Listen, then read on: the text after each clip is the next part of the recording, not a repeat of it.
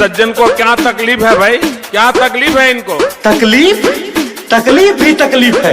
काहे दुआरे मोरे अगुआ जी आइले,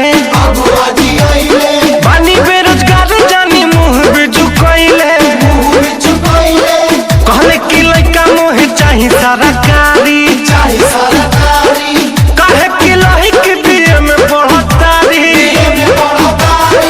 कुछ न रुचे कोई न पूछे, राती में खटिया लोटी न छोचे, मन करे मर जाई खाके जहरिया।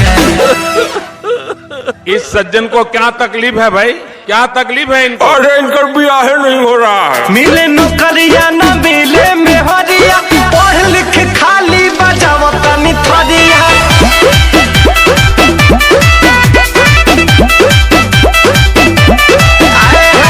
मिले नौकरिया न मिले छोकरिया, पढ़ लिख खाली बजावता निथरिया।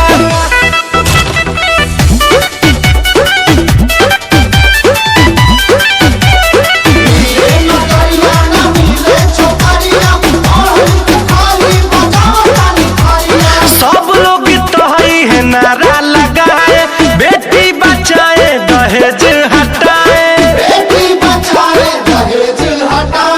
बेटा पर कोई ध्यान नहीं देता, सबके नौकरी है दामाद खो जाए। बाबा को जागी हाल कहिया बरदी लागी, मुड़ी पटक लेनी चारों हो धाम पे, जुस ले ले अगुआ शादी के नाम पे, रोत रोत हम भर देनी दरिया। इस सज्जन को क्या तकलीफ है भाई, क्या तकलीफ है इनको? हमारे साथ फ्रॉड हुआ है। मिले नौकरिया न मिले मेहरिया, पढ़ लिख खाली बजावता निथरिया।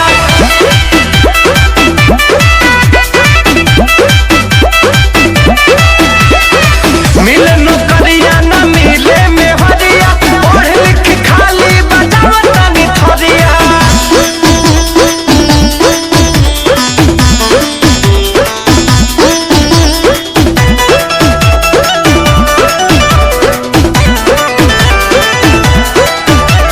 बाटे सरकार से ये गुहार जी, दीही हमनियों के रोटी रोजगार जी। घर में बाई जत न बहरी बाई जत, सभे समझत बाटे बेकार जी।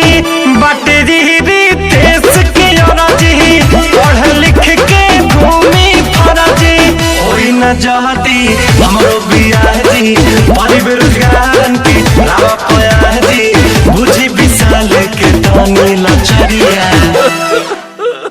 इस सज्जन को क्या तकलीफ है भाई, क्या तकलीफ है इनको? अरे ये भी पास है, ले दे के साफ है। मिले नौकरिया न मिले मेहरिया, पढ़ लिख खाली बजावता निथरिया।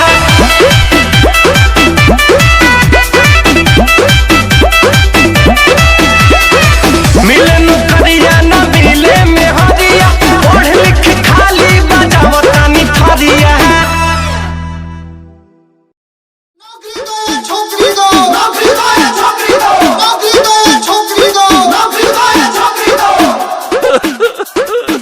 इस सज्जन को क्या तकलीफ है भाई, क्या तकलीफ है इनको? तकलीफ तकलीफ ही तकलीफ है।